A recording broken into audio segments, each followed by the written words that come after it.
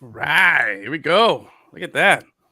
Got a whole new setup here. New faces. We hit the refresh button on the show here and brought back an old familiar face. Welcome, ladies and gentlemen. Esto es Lemon City Live season. I got to read the title up at the top. Season 9, episode 6. Been doing this for a minute now, man. Been doing this for a long time, but every time it's always fun. It's always special. And days like today make it a little extra special. Today, I'm joined as always by producer Fungus, Chavi Guerrero, What's or up? Xavier. I noticed everybody on the Inter Miami press post game presser calls you just Xavier, so I might just start adapting that too. Leave the Chavi for special. But anyway, and we're joined by an old friend of ours, old Lemon City contributor, writer, podcaster, everything. Our buddy from the Palm Beach Post, Zach Weinberger here. Thank you, Zach, for hanging out with us. And for those who don't know, our boy Zach, as Gus over there pops his can and cheers to the hanging out tonight. Zach writes for Palm Beach Post. He is the main FAU guy anywhere in South Florida, anywhere in the country right now. I imagine people have been reaching out to you, right? Like because of what's happening with this run. Have you made any like little appearances anywhere else? I mean, obviously, big time here, coming on the Lemon City Live podcast. No, listen, no, absolutely.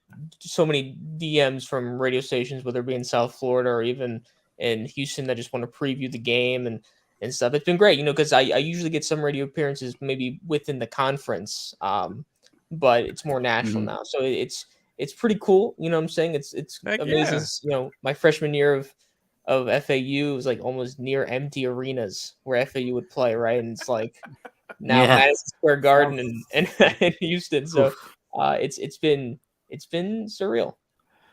Dude, so let's just jump into it, man. You're here. You got ties, but we'll touch on that later, man. You're here. It's FAU. They're on this run. They're a 9 seed. Conference USA still, right? Last I checked. Okay. Yeah, this is the last season before they move up. So last season of Conference USA here. There you go. Cinderella is not an appropriate term here. It's got to be something a little more special than Cinderella run here, man, because they've been dominating, taking out everybody in their path, and they're here. They made it to the Final Four. Now South Florida is the college basketball capital of the world because you got, FAU's taking on San Diego State, right? And then on the other side of the bracket, you got the Canes going against UConn. So you could potentially have an all South Florida NCAA championship game. The nation would go nuts if that happened. Amazing. They would hate it. They won't watch. Bro, that is something to even be saying it as a possibility. South Florida bias, man. Yeah, it doesn't register, man. Like that's even a possibility.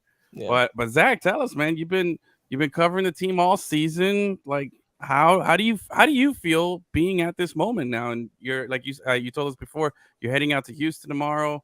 I'm assuming you're gonna spend the rest of the time there, doing everything, gearing up for a freaking Final Four, dude. Tell us, man. How does it feel? But before I start, I just want to say I'm glad to be with you guys. It's been cool to sort of catch up, and Lemon City Live was definitely along the pathway of me kind of being in the spot I am right now. So shout out to you guys, obviously. Okay. Thank you, brother. Because I again, when I was covering basketball for you guys, it was sort of the season where things were starting to more develop under Dusty May, and then the season prior to this season, I just knew there was going to be a significant jump in quality. Now, did I think it would be being ranked for the first time in the program's history, longest active winning streak in college basketball, conference championship, NCAA tournament? No, but they've just proved me wrong. Even though I know they're going to be really good this year, but again, they deserve to be where they are right now. And Dusty May has been the central reason, and having this 9-man rotation. They're a very selfless team. They're deep compared to a lot of teams in the conference, USA, and especially in the national tournament. And especially when you look at these Final Four teams, compared to guys like San Diego State and Miami and UConn, they're undersized, but they're gritty, man. And I think that's what's kind of been one of the factors of leading them this far. And again, just being present, just watching them against Tennessee, how they're outmatched physically. and still came out with the dub. And the same thing against Kansas State, man. I had Kansas State going far. FAU broke my brackets. That's I was gonna ask you, where did you have them in your own bracket? Where did you have FAU going out? I'm curious now. So maybe this is more so biased, but when the bracket originally came out, I actually had them going to the Sweet 16. Oh, and losing there, and I think it was to Tennessee actually. So they proved me wrong, Wow. but I think I wanted to change my bracket the more I saw FAU play in the tournament and Tennessee play in the tournament, because I'm like, actually, FAU might have a chance against Tennessee. And they did. But yeah, no, this run has been incredible, and I think that San Diego State kind of shares a lot of similarities from what I've seen with Tennessee. So I think it's just saying that FAU has a possibility of going to a national championship game. Conference USA, bro. You know what I'm saying? Me? That's crazy. And shout out to Conference USA. You look at the NIT right now and the teams, you know what I'm saying? Yeah. Maybe not FIU, but no, I'm saying. Now's the time to poke fun at them. Yeah, Zach, this is the time. Zach, you're not one of the 37 people out of 20 million that got the Final Four right, apparently. Oh, man. No, you should see when it was Shula Bowl time in football, that would always bother these guys, man. Always. Oh, that was the worst. No, but it's been just absolutely insane. But again, the question is, why not FAU? Really, so it's going to be an interesting rest of the weekend for sure. Wow. You mentioned the team being gritty, just being selfless, and when you look at all four teams, man, I'm full disclosure, I really haven't watched any college basketball all season. I've, other than the main storylines, I'm not an avid college basketball watcher. Tournament time, yeah, I'll watch. I'll get into it. This is the first year I don't fill out a bracket in my life. In my adult life, is the first time I didn't do it. I feel pretty good about it. I haven't had that extra stress. Same. So I've been able to enjoy the competition. But I have noticed one thing, man. This season and this Final Four is unlike any other, not so much because of the teams that are in it, but the lack of that singular star player anywhere on any of the teams. All four teams are very much alike in that sense, where there's no, like that one guy that was that 5-star recruit coming out, who's the one and done guy who everybody was talking about, whether it was your in recent memory, anybody at Duke or anybody at North Carolina, or the Alabama kid that was highly coveted that everybody was, talking about. Kentucky, yeah, your Derrick Roses, any guys that you were like, all right, this guy's let's see what he does in the tournament, as opposed to like this whole tournament's been, let's see what the team does, and you get to this Final Four and there's really, there's no standout player, just standout teams. No, absolutely, and I think that's one of the things that Dusty May told me, like in one of the days of the press conference in New York, where it's like, if you look up the word team on Wikipedia, they show up. They just play as a collective unit, better than any other team in the national tournament. It's again very selfless. You have guys like Janelle Davis and Elijah Martin who can take over a game, but it's not like you rely on those guys every night. There's just keys to victory. They out rebound every team, even being undersized. They out rebound every team. They out toughen the other team. They just will do a lot of things correctly, and especially in close games. I remember last season they were on the wrong side of the aisle in terms of close games, but this season they're like 12-1 in games decided by 5 points or less. You know what I'm saying? Again, Dusty May's, I feel like, coaching career prior has been like they have a lead, they lose it, and then or just in just scenarios like that. And that's been totally different. So it's gonna help. What do you feel? What do you feel has been the catalyst behind that big shift? Like, is it just him finally getting his culture, set in stone at FAU, and the guys finally being on the same page with him? Like, what's it been? I think it's been both. I think it's Dusty May sort of instilling that mental game plan for a lot of the guys, but also it's just been the development of the guys he's been recruiting. You look at, and again, he just finds these diamonds in the rough, like a Janelle Davis, like an Elijah Martin, a Giancarlo Rosado, a Vlad Golden, all sophomores. So this team is kind of built for the short term, but also built for the future. Obviously, there's questions of May staying and stuff like that.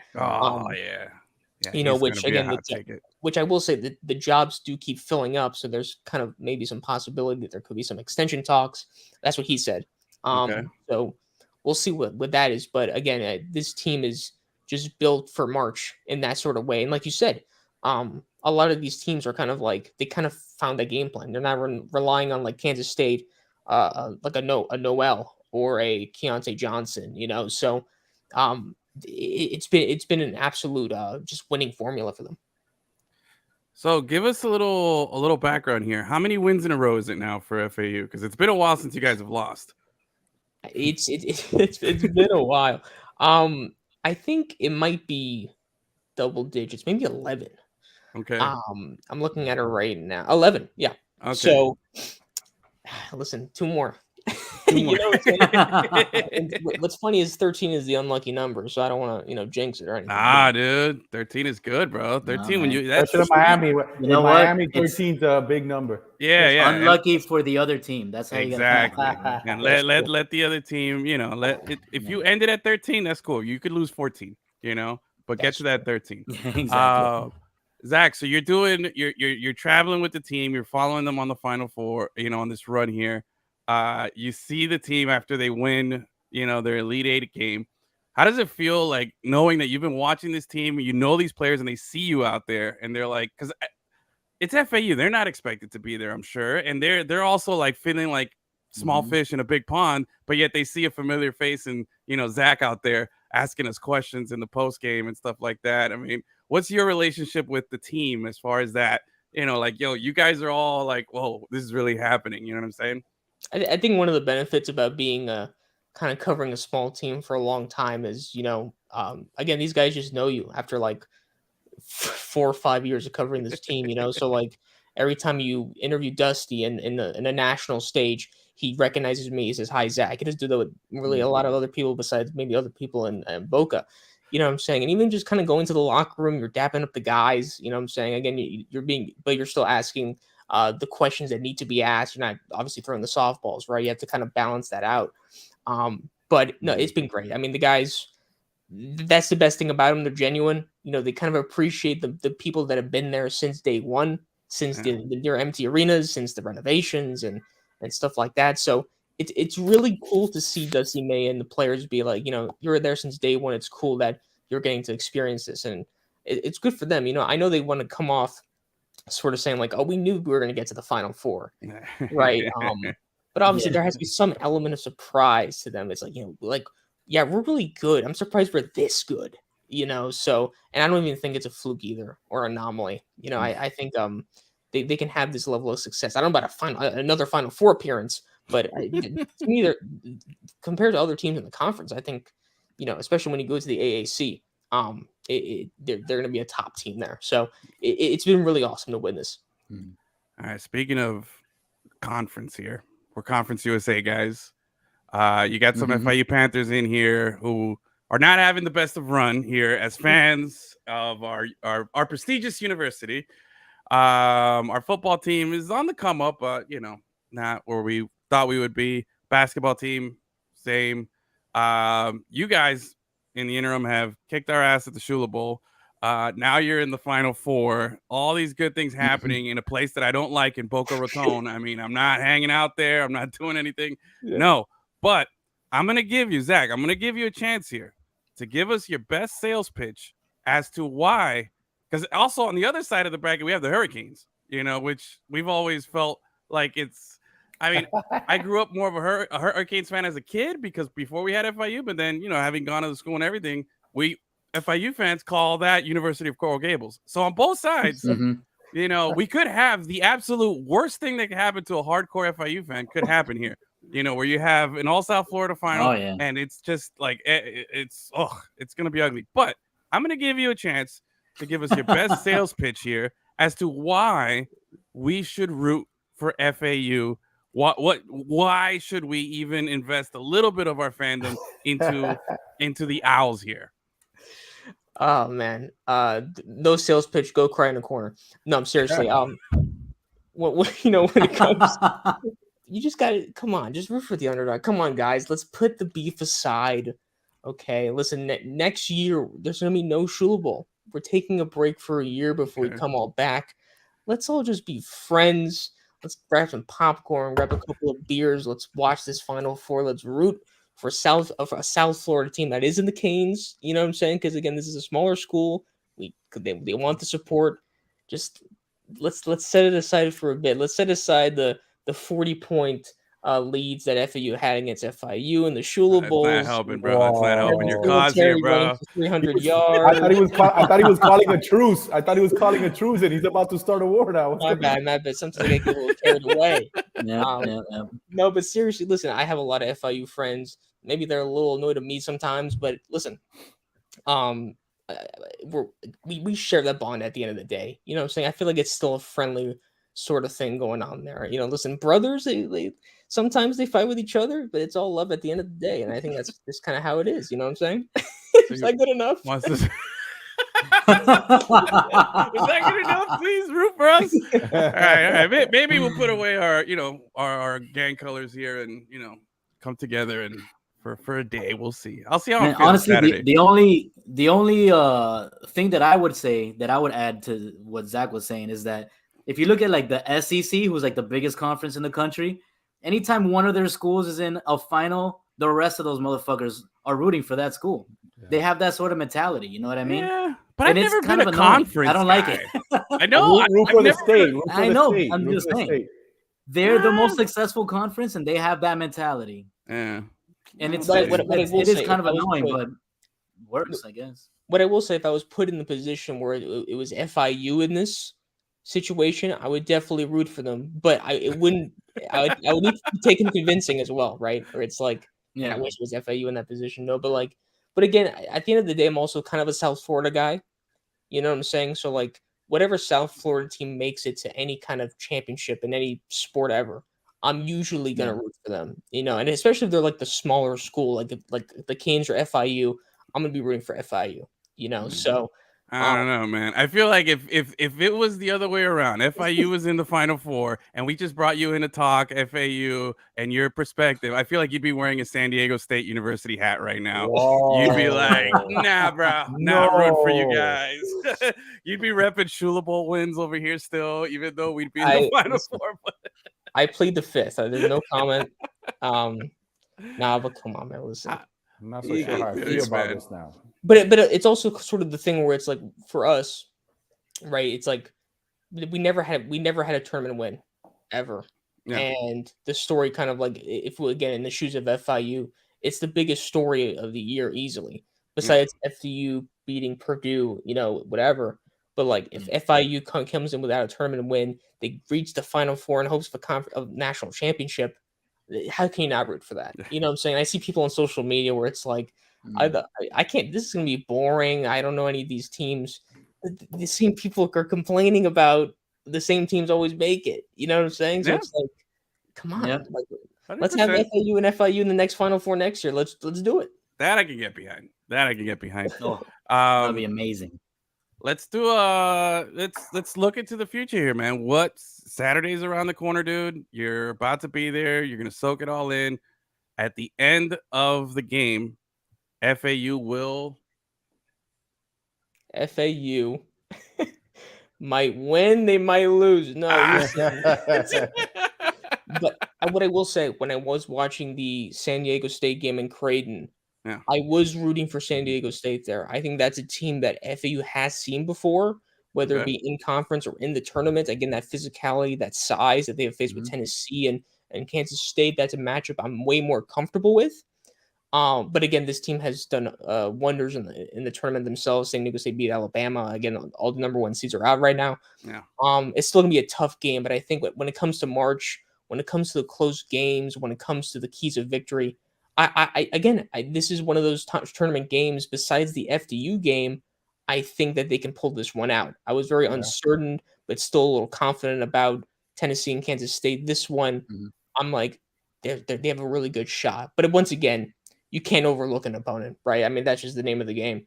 But to me, I if you're an FAU fan, if they play right, if they shoot three ball like they've been doing all season, they're in a really good position. Yeah. I think you guys have a great chance. I really feel like the seeding means nothing right now. This is just there's so much parity, there's so much balance. Like I said, these are four teams that that I think all, have their similarities, but they all deserve to be here. Absolutely. They've all got their big wins under their belt. There has been no fluky team here who's gotten by on an easy schedule. No, you guys, everybody's earned their spot here. Now, you said when you were watching Creighton San Diego, you were pulling for San Diego. So you're looking at on the other side of the bracket here. I know you have. I know you've looked at, the Canes taking on UConn, where UConn seems to be like the most prestigious team here, having been a prior national champion.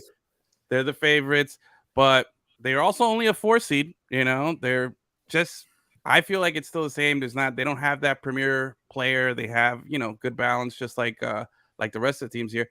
But you're looking at that other game, and I know you're not trying to be cocky FAU guy, but I know you got to have one team circled there that you would rather play if things fall in line in the first game with FAU and you guys advance. Who's the team that you think FAU would match with better? Easily UM. Yeah. I think besides me wanting to see an all South Florida national championship, obviously, I do think there's some defensive deficiencies that Miami does have compared to UConn, who's way more of a polished team. In my opinion, like you just kind of mentioned how they're all sort of similar in that way, but UM has shown to really when the other team gets on a run and then they can capitalize off of that. So to me, I would feel way more comfortable if I was FAU facing Miami, especially how the last season they had a great game in the Borough, FAU and Miami, and FAU lost by 2 points, and I just want to see that rematch. You know what I'm saying? And especially at the biggest stage possible. I didn't think the rematch would happen in Energy Stadium, the national championship, but I would.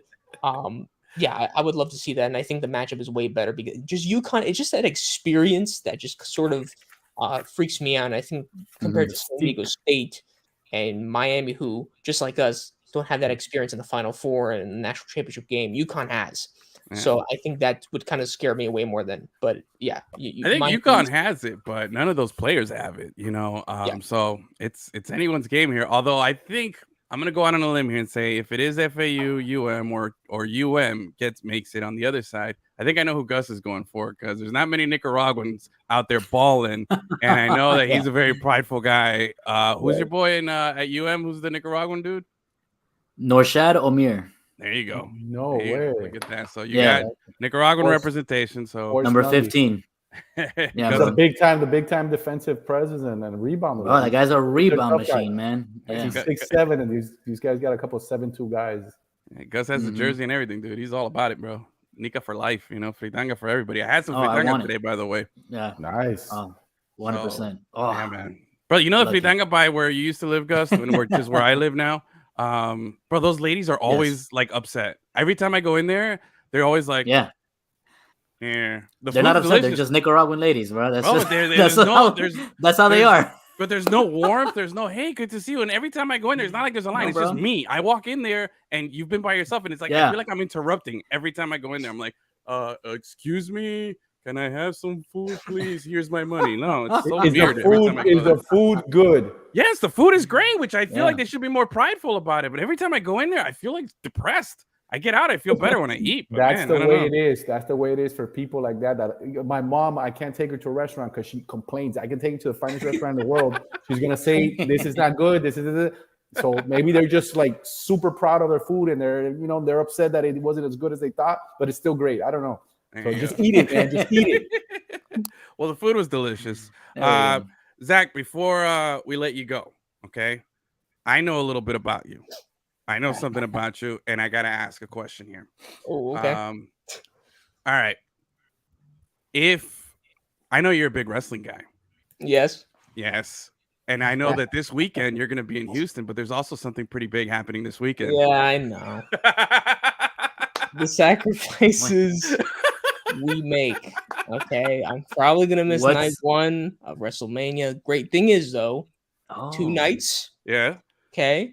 I'll check out night 2. That's gonna be where Cody Rhodes, Roman Reigns. You know what I'm saying? There's a lot of great matches going on. So I think I'll catch it up. Why would they?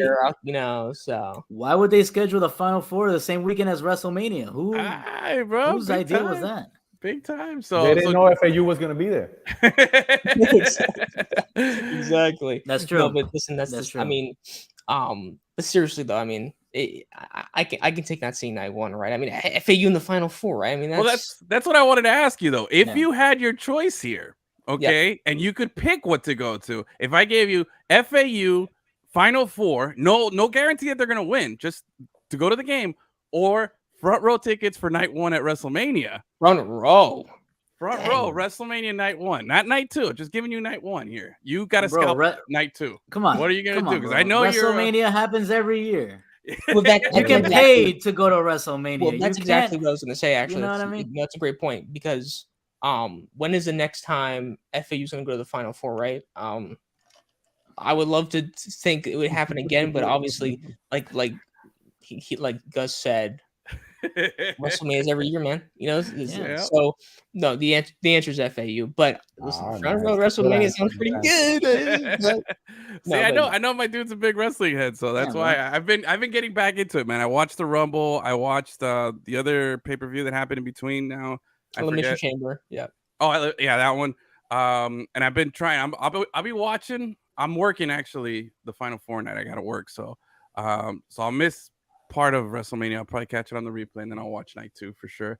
But all right, before I let you go here, I got a little wrestling in here, and I never get to get some wrestling talk on here. Yeah. Who's gonna win the title? Is it Roman Reigns or is this Cody Rhodes is gonna end this? Are we finally gonna be done with this bloodline crap? And are we gonna have a new champion here on Sunday? Give us that. So listen, I think this whole bloodline storyline that's been happening since the pandemic, when the audience was TV screens. Yep. I think the storyline with Sami Zayn and all that stuff has been amazing, right? Yep. I think it has to reach its natural conclusion at the biggest stage in sports entertainment. Cody, how can you not look at Cody Rhodes and think that's the guy, that's the face of the company?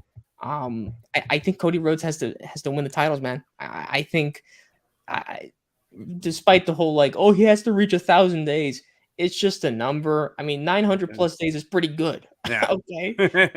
So I think it's Cody Rhodes' time, you know. Right. So Nice. that's my prediction. Nice. Chavi, you got to get into some wrestling, bro. I don't know when the last time you watched. Jimmy Superfly Snuka still around?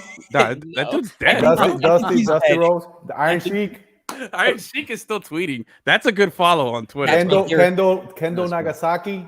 No, Iron Sheik is my favorite Twitter account. On the app. It's like, fuck you, jabroni. That's all he says all day long, dude. He just shit talks Hulk Hogan, and I love it. So it's great. No, awesome. I will say Smith's daughter is wrestling. Maybe there you go. So I mean, there you go. Maybe a reason to watch again. Tell you, man. I got into. I've been watching. I enjoyed Rumble. I enjoyed Elimination Chamber, and I'm gonna look forward to enjoying a little WrestleMania too, as I've gotten back into my my old roots here. But Gus, any last questions for our guest here before we let him go on? He's got a long day, long weekend. Let him get some rest and prepare. Any last questions? No, man, I appreciate you coming on, Zach. It was nice catching up with you, bro. And much success to you in the the man. Don't forget about your Lemon City boys. No, never. Give him the shirt. Lemon City alum. He's a Lemon City alum. Yeah. Shirt. Send me your address. Send me your address. I'll make it happen, man. Awesome. Yes. I love that. No, but once again, it was awesome being on here, especially during a moment like what's going on with FAU and stuff. And once again, LemonCityLive was one of those places where it got me going, it got me noticed. It's a great place, you know what I'm saying? So I really do appreciate you guys bringing me on, treating me well, and then it just, especially the advice you guys have given me, the opportunities, it's been great. I can't thank you guys enough for that. Bro. Awesome. Thank you, man. No, man. Keep making us proud, bro, and have fun out there and be safe. All right, brother? Absolutely. Thank you, guys. All right, man. Have a good one. Dude. Enjoy your rest of your night. Peace. You too. Ah, man. Right. I'm getting all emotional. Lemon City University, man. Yeah. You guys got it going. I'm getting all emotional. I'm feeling it in my You need to do an online class. We should cut that little clip and just send it to every head of journalism department at every university. Send us your best, guys. Send us your best. We'll make them better. But no, man, for real, good talking, man. To see Zach from where he was writing his first little FAU article for us to now, being in Houston and covering the team, dude. All the best for him, man. And I wish him nothing but the best and continued success wherever this takes him. Awesome. But Right, the show goes on. I remember meeting him. I remember meeting up with him at Hard Rock Stadium, so that I can give him a Lemon City mic for when he covered FAU games. And we kind of just met in the middle there. Yeah, I was, Color Bay. He's in Boca. Yeah, but we met him one time at Two Home as well. Oh, that's right. Yeah. By, yeah. So. Yep. Yeah. But anyway, best of luck to him, man. But show must continue. Chavi, you're here, and now it's time for you to take the floor, front and center. I'm here, and I need a Lemon City mic. You need a Lemon City mic. You do need a Lemon City mic. Bro. Yeah, we'll make something happen here. But what we need from you right now is to tell us what the hell is going on up in Fort Lauderdale with our at the home of at the sacrificial home of the old Fort Lauderdale Strikers, man. I need you to tell me what the hell is going on here and give us the skinny here, man. What's happening, dude? Because we went from up here 2-0, Kings of the East, all these great things to ready down there, bro. That's the sound that it made too. Put that the special effects. It's the roller coaster, man. That's the sound. It's the roller coaster. That Inter Miami CF roller coaster, the same roller coaster they've ridden every single season, right? They have high peaks and they have lows, and they, and last season they ended up high. We started high. Now there's a low point. 3 games in a row. Yeah. I mean, I didn't see that coming. Look, I get roller coasters, but can we have just a little sustainability? Even on the bad end, I don't mind if we were just sustainable bad. Then we can make changes. Because I feel like when we do this good and then go to bad and then peak up again, it's like you can't really get a feel for what's going on with the team, and you can't make the necessary corrections. You know what I mean? They can't get a break right now. It's like if some Babalao did something, Kiddo Chicken or something over there. After Gregory got injured, once again, no excuses, blah, blah, blah, blah. That's a big dog in the middle. What do we say? No, you cannot mention Gregory's name anymore. No more. Stop being a bitch. We're going to get fined for that. Also, this is a team that continuously and for all the time they attack the coach for tactics, that he's horrible. He likes to do a lot of different formations. He likes to do a lot of things. And I think the latest that he's introduced, which is playing out the back with the center backs, having the outside backs out wide. I don't think they've completely grasped the concept in a defensive way.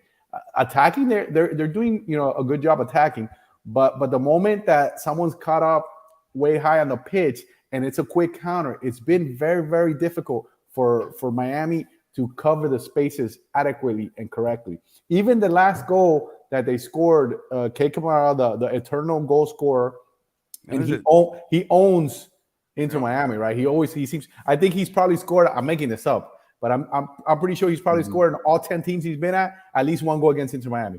Yeah, I think it's like 27 is his tally. Making that up too.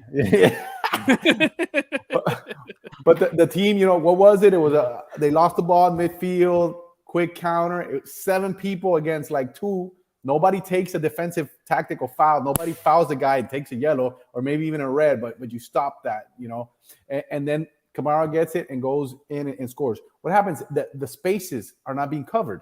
The spaces are not being covered. The rotations are not happening. And I don't understand if it's. Well, I'm pretty sure it is the players, because the coach can only do so much. You're in practice. You run it. You run the practice. You explain it, but you have to do it in the game. And I don't think people are covering the spaces they should in the right moment, and they're not doing their assignments. I mean, in this last game, I'm very, very upset with DeAndre, because he's 29 years old. He's played in England. He's a veteran. He has all the experience in the world. Yeah. He was an all-star last season, but he's not doing that. He's not providing that. He's not providing leadership for his team right now on the pitch. I mean, in regards to his play, quality of play, because the guy's a great guy and a great leader. I'm talking about on the pitch. Isn't that your coach too, bro? You got to be careful when you talk about your old coach, right? I helped him take that 3-1 win, man. I was back there kicking. I was back there kicking people, true. Making sure that maybe people. Maybe he's out here talking all this stuff about DeAndre because he didn't get enough minutes. Next season, he might not pick me. I was like Kristoff and McVay back there, man. I was doing my thing. So all right, but he was caught off guard a couple times. In the first goal, he was high, and then the last goal, he looked like he was kind of jogging back, even though he might have not been able to catch. you want to see that hauling butt. What I can say is he might. Well, one, he just had, he's human. He just had a baby recently, so I don't know if he's getting a lot of sleep. But the other thing, he looked like he had a special wrap on his right knee, and I haven't seen anything as far as their injury reports or them making any kind of big deal about that. But this is a speed guy. That's amazing. This is a speed guy observation there. And an athletic guy. If you see it, and he was wrapped up. He was wrapped up. So I'm thinking something's bothering him a little bit, and that might be one of the reasons his play has gone down. And then after in the press conference, the coach, when I asked him about the young guys, he went very genuine. He started talking. He mentioned Harvey Neville, his son, but he plays right back, and he says he's pushing the starters for playing time. And I know he's not pushing Negri, because Negri just made team of the tournament. So Yellen, that's a little poke at him. And I think the coach has seen, something's not right there. He might be injured. He might have something that they're not really making a big deal out of. Sometimes they don't. Yeah. Didn't he also launch a new clothing line too? Maybe he's got a little too much on his plate. That's another thing. They're human beings, right? We forget that this is entertainment for us, right? But this is their livelihood. But they're human too. He just had a baby. I remember when my baby was born, I would sleep 2 hours at a time, 1.5 hours maybe. So if you're kids is why you don't have kids. If you're a pro player, unless he's sleeping on the couch or he's somewhere else, or the baby, the baby gets precedence. So his ass is out of the room. He's somewhere else. Yeah. So he might be sleeping. Who knows what's going on with him? But you need to. It's hard times.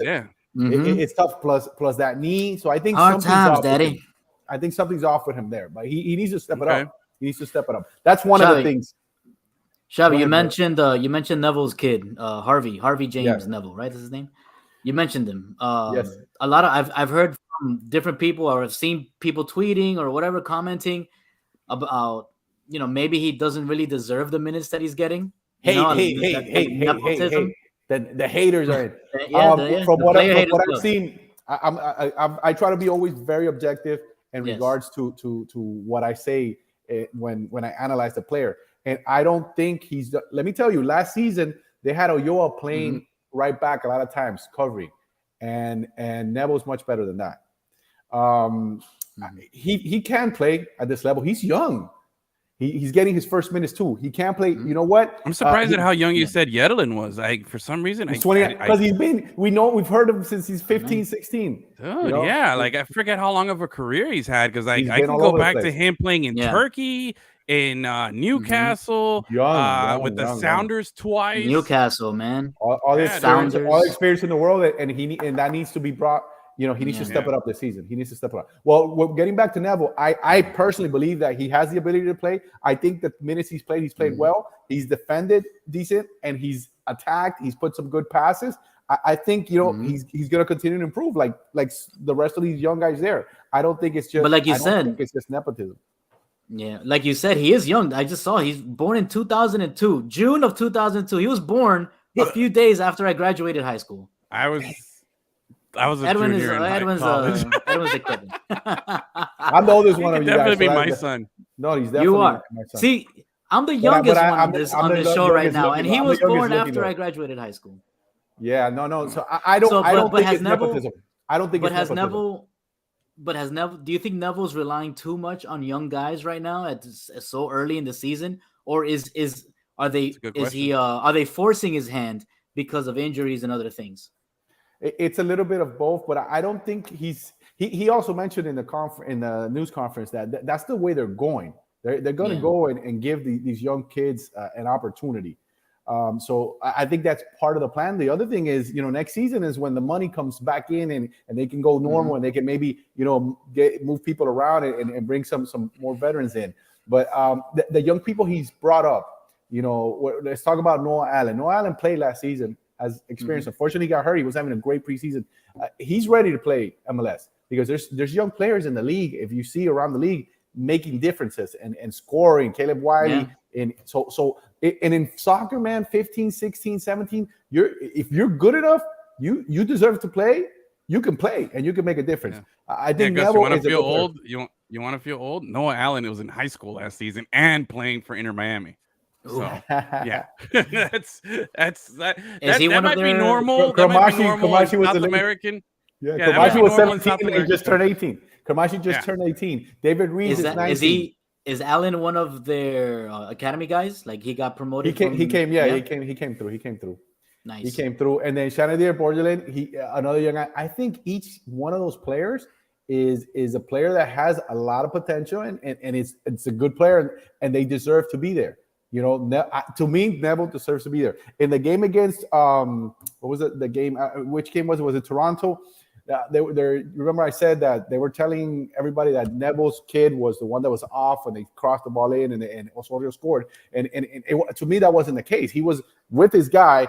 He saw that everybody shifted and left, the player open, Osorio open, and he came in to try to get there on time, and he just didn't because everybody's shift was off. I don't think he's playing terrible. I don't think it's nepotism, but I hope and I believe he can do that. That Neville is professional enough to critique his son, and if he's not doing it, he's going to put him on. I think he can. I think he can, and I think he will. He talked about Joseph and Campana. I mean, he said if Shanadier Bordelin is playing well enough, he's going to take minutes from one of those guys. And if he does that, that's a big move. If he benches Joseph, you asked me last week how his attitude was. It's been great. But if he benches Joseph, then the attitude might not be great anymore. Campana's been injured, but this is his season. Like last season, he was.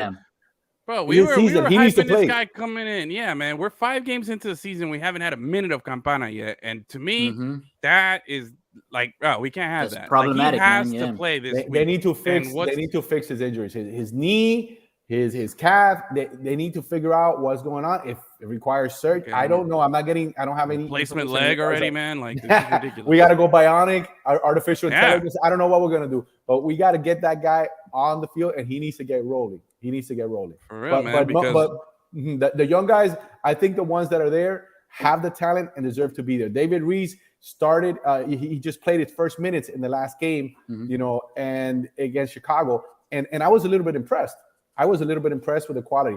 People see when you analyze, people see different things, and they're like, "Oh, these young kids, they suck. They're not doing."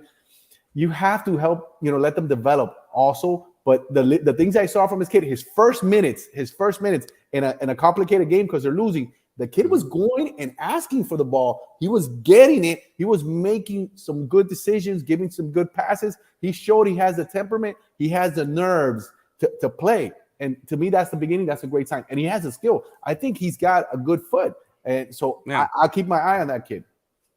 But, Professor, I have to ask, this is Inter Miami. This isn't, any other. This isn't Inter Fort Lauderdale. This isn't Western FC. This is Inter Miami. This is big time. This is, you got to be a star to play here. Beckham, everybody else, This isn't, we're here to breed an academy. This isn't the Inter Miami Academy. Those guys will get their chance, but I need to see some guys go out there. The guys that we paid for. We lost Gregory. Joseph hasn't been himself yet. He scored a goal event for Venezuela this week, so that's maybe a sign. But Leo Campana and his bionic leg, he's looking real pretty on the sidelines, taking a bunch of pictures. I understand. We need our guys. The guys are getting paid. But you know what? Without these guys, sometimes maybe good, sometimes maybe shit. And right now it's maybe shit. It's a lot of shit. Okay, it's a lot of shit right now, and I'm not happy. And I know you're not. You're going out to the game. That's 2. We came off to 2 losses. We just lost to Chicago, man, who's like one of the worst teams in the league. They were at the bottom. They were at the bottom of the Eastern Conference of the season. But now we and look, it's not like how we lost to New York City where it was like on an own goal, 1-0. No, we were down 2-0 to the worst team in the league. With these young guys in the mix, with everybody got a chance to play because the bigger guys were out. And it showed that we don't have the talent to even match up with the lowest team in the league, who's also, hampered by their own losses. They didn't have Shaqiri. They didn't have a couple of their guys. Like, this is really concerning as an Inter Miami fan that we can go from being tops 2-0, Drake Callender, back-to-back goal. He hadn't given up a goal, and all of a sudden now, just like nothing. The goal that Colombian defender scored on him. A a defender from Chicago, not four even guys, it's 4 guys around them, and 4 guys around them, and he's bodying them up and spinning around them. Took like 2 shots. Yeah, he took like 2 shots, missed, and then he just got right in front of Drake and just put it right by his face, dude. Yeah, Just Drake boom. had nothing to do there, but McVay, I'm watching that play and I'm thinking McVay was a little bit tentative.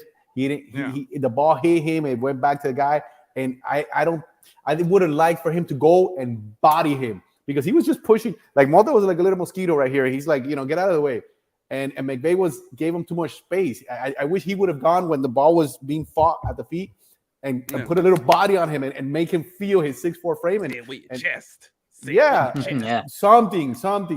I would have liked that. It didn't happen, and then he just blasted, destroyed, annihilated Drake. But it's also, Drake is at fault here too, man. As a prior goalie myself, okay, I'm taught as a goalie, having been one of the best goalies and an adult intramural league on Sundays, and that makes you an expert.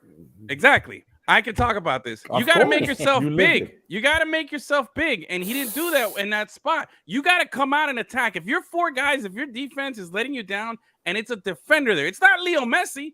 It's not, a forward with dribbling skills, but you got to come out there and take that play out. He just stood there. And I thought that was wrong. You got to make yourself big. He didn't make himself big by coming out of the goal. The more the goalie comes out, the smaller the goal gets behind him. It's just, that's just physics there. You got to pull yourself out there, limit that shot angle that this guy had. But essentially, that was like a pickup game goal, where the goalie is not normally a goalie, and he's just standing by the post. That goal doesn't happen again. That goal doesn't happen again.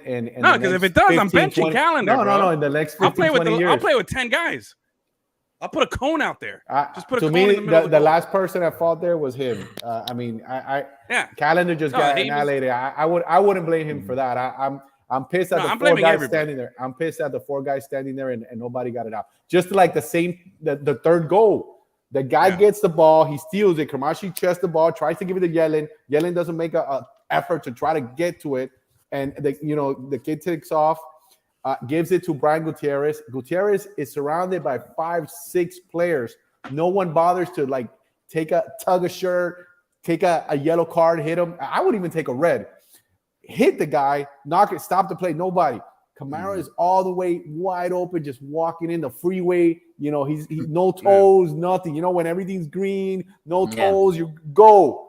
Well, he's going in and he gets the ball. And then this one where I blame Drake a little bit, he gets it past him on the first pole. I would have loved for him to force him to the second. That one I can a little bit criticize. I've been disappointed with the whole defense and the whole they've been everything, bro. And like I said, that play, dude, with the Toronto, man, I was maybe good, maybe shit, maybe good. No, that one, that one was not. Sometimes maybe good, sometimes maybe shit.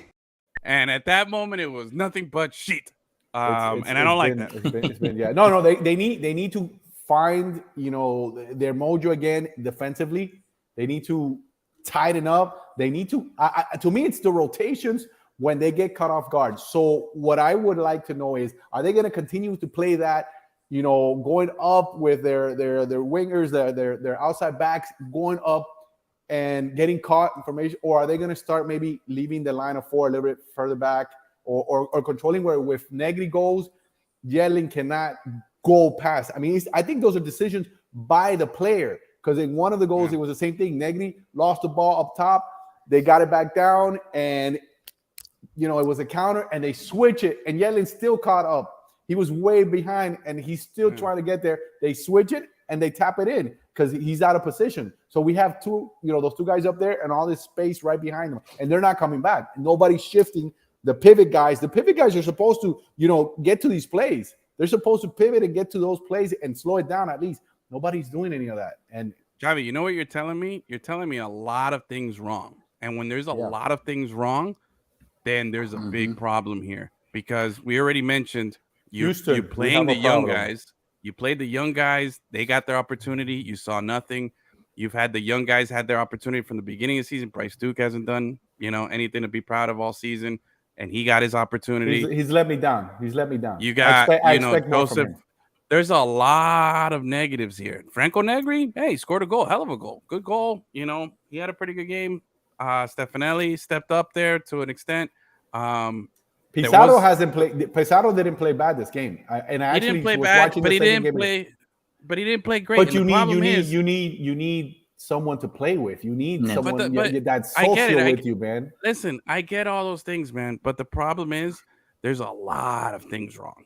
And when there's a lot of things wrong, like any business, you start looking around. If everybody in the business is making mistakes, where do you look? No, the head coach. You got to go to the top. He's got to fix. He's got to find the issues. And I want to see what he's going to do this game.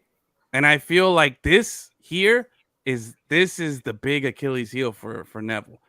You know, he's not the. I don't feel like I have the confidence in him being that X's and O's guy who looks at this, assesses the problem, and says, "I know exactly what we need to do."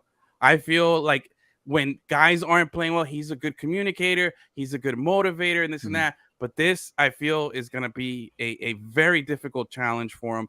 I hope I'm wrong, but I'm looking at the schedule. We're going to Cincy this week, who's one of the top, 3-4 teams in the league. They're going to let us know. They're going to let us know. I have a feeling it can get ugly. It can get very ugly in Cincy with Inter Miami going there. Devastated, still so deep and attacking players. They are so deep and talented. Cincy is a sick team, dude. Brendan Vasquez finally got on the board. He got his first goal of the season.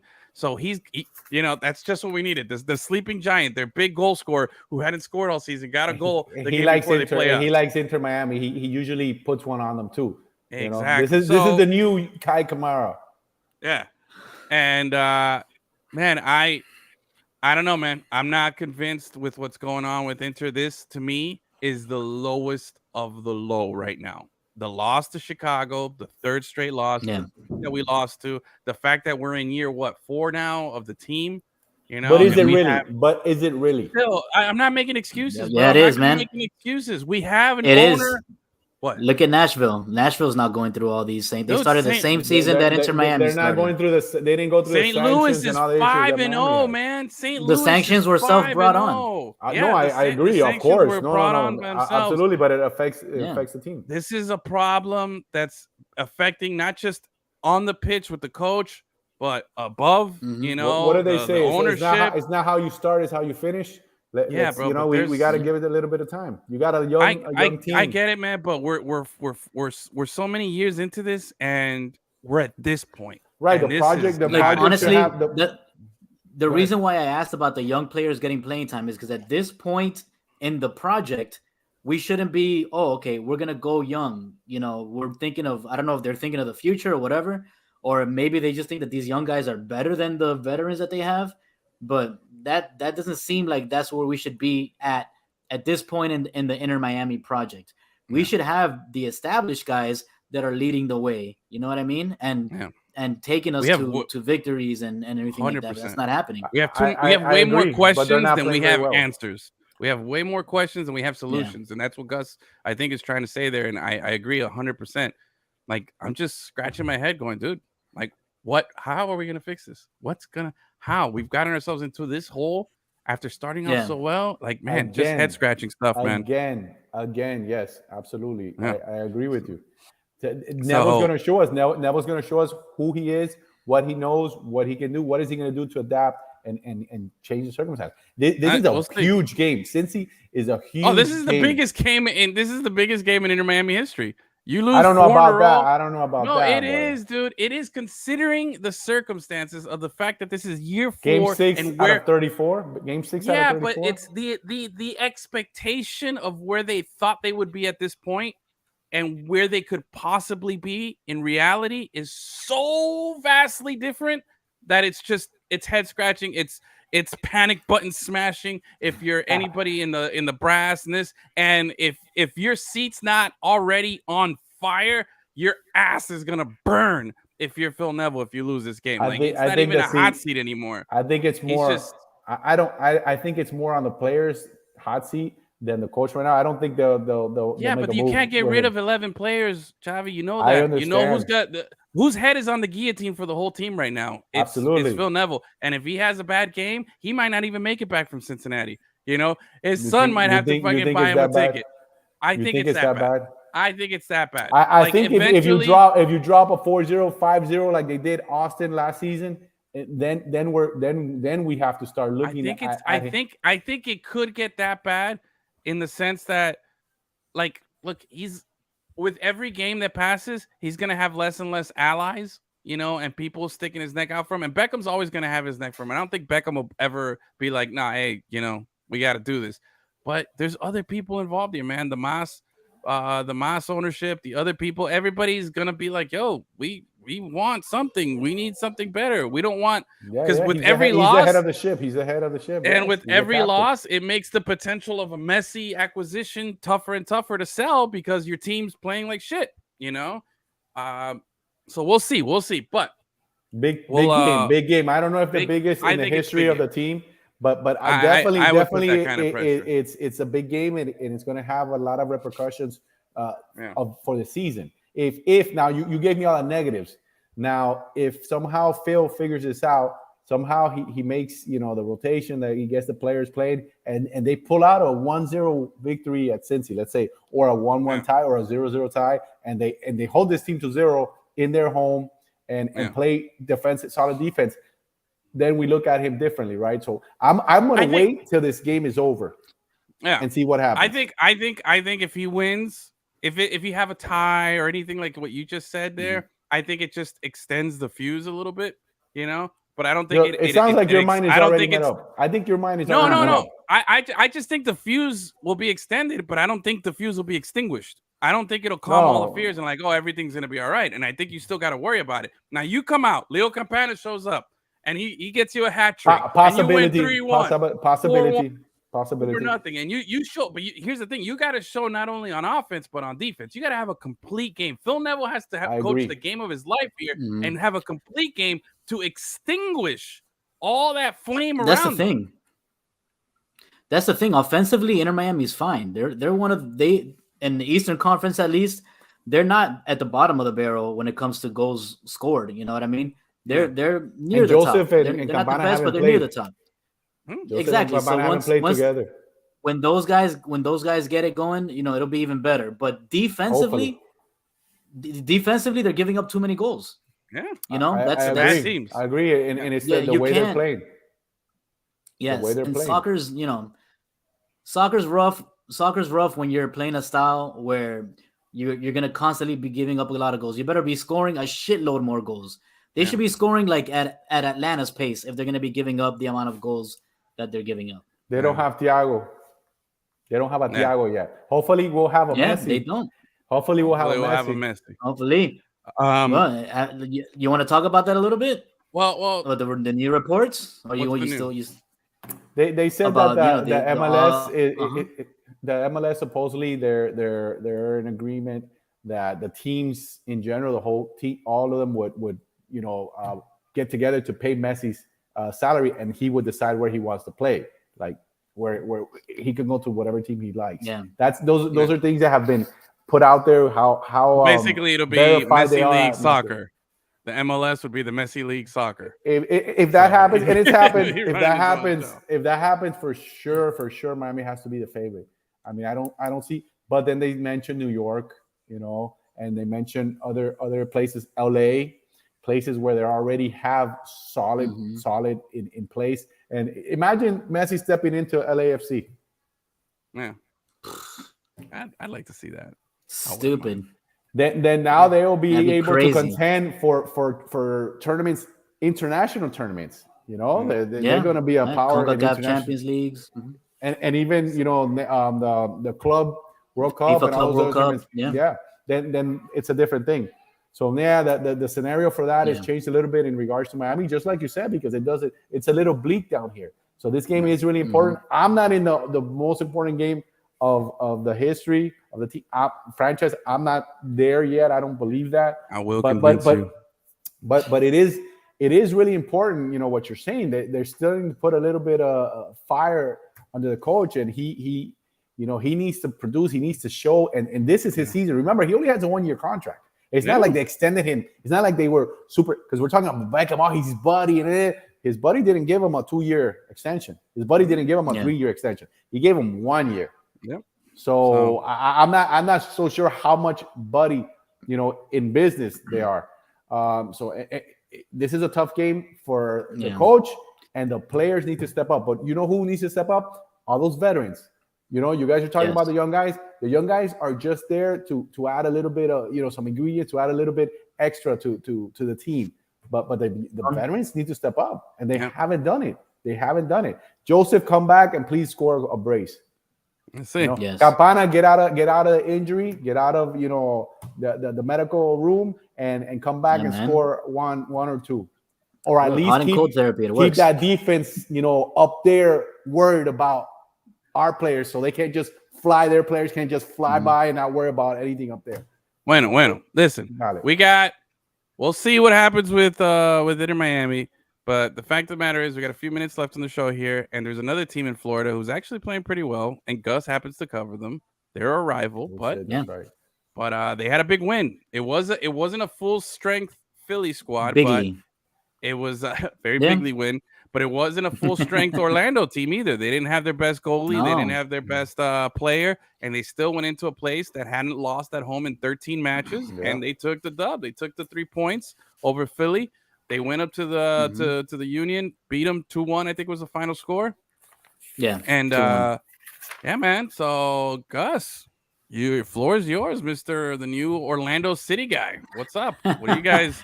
Why should we be worried or looking at the perps? Unlike Inter Miami, Orlando does not have problems at the goalkeeper position, right? Yeah. And you guys were talking about Drake Gallagher for a little bit, but man, Orlando, they all season El Pulpo has been amazing. Yeah. This game he wasn't there. Obviously, he was playing with Peru, but Mason Stajduhar, bro, that guy came in and he held it down, and he's a homegrown player for Orlando. He kind of hasn't really had a lot of opportunities for playing time, so this was for him a big opportunity for him to just show what he's capable of doing. And hopefully they can rely on him a little bit more and give El Pulpo some rest whenever he needs it and things like that. And I think he really proved himself, man. Last time that he got some minutes, it was against Philly, and they peppered him, man. They put 5 on him. So I think he had something to prove against this team this time. And he had some big saves, man. Big saves for Orlando on the road, no less. So you know how it is, man. When you're a goalkeeper on the road, you always have the opposing team's fan base right behind you. Man, it's crazy. It's crazy. So shout out to Mason, man. He got it done.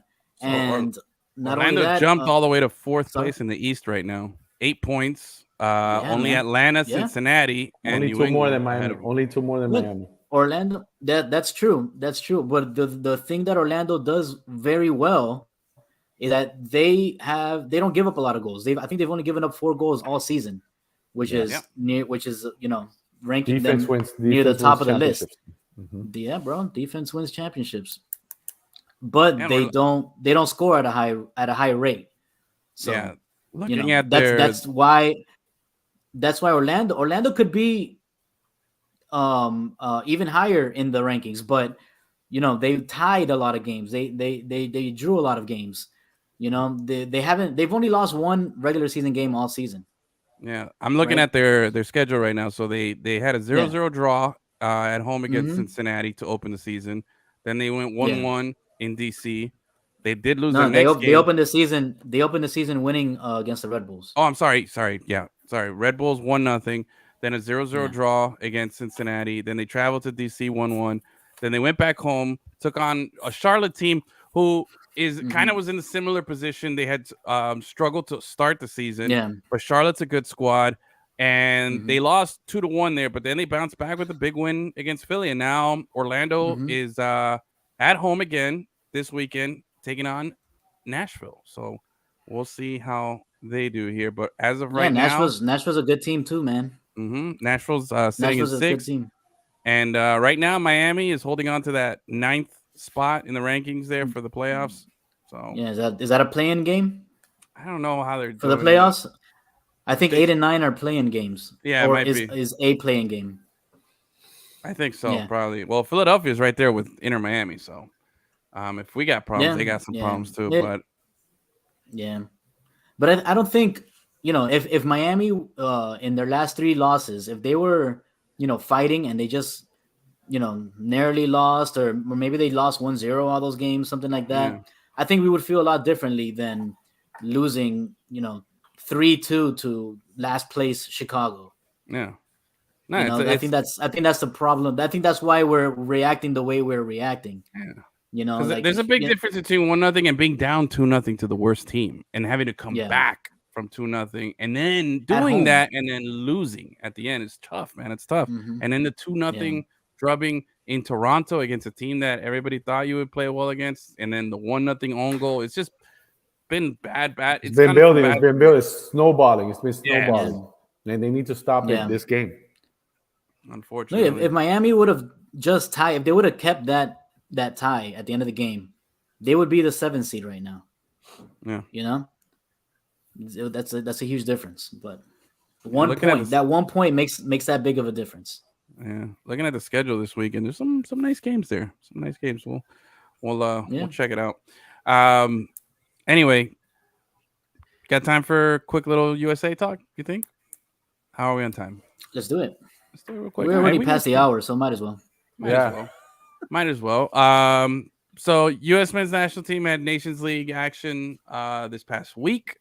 It was the international break for every league except MLS due to the fact that they, the way the schedule is constructed and this new deal and everything, they weren't able to, take a week off.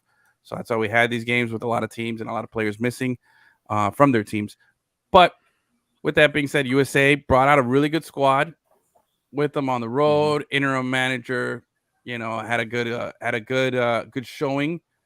You got Gio Reyna back on the squad there with Pulisic. You had all this stuff that we talked about last week, and they go and they beat Grenada 7-1, I believe was the final score in the first game, and then in the second game, a much more difficult El Salvador team up in Orlando playing against the United States. And that Salvador squad, man, they got a couple. I know they have at least one MLS guy in there. They have some good players, and they put it to the U.S. They put it to the U.S. to the tune of it was 0-0 in the second half. USA made a sub late in the midway through the second half. They brought in Ricardo Pepi, El Tren, and dude, first touch, takes it, chips it over the goalie, ended up being the game winner, 1-0. Bro, Pepi has something to prove, bro. After that World Cup snub, he's angry. I love it. Definitely. What do you think, Javi?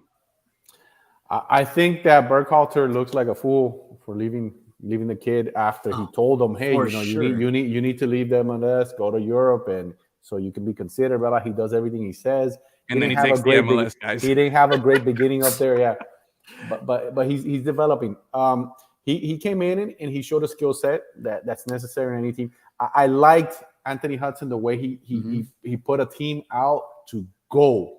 He's telling these guys go, and he did the same thing against El Salvador. El Salvador has USA's number in the fact that they know how to play them physical. This is how you play teams like that love to score. You play them physical and you punch them up and you don't give them space. Exactly, and they have that to a T against the USA. Even though the USA had the ball and control it, I like what Hudson is doing. I like the players he's picking. I like the style they're playing.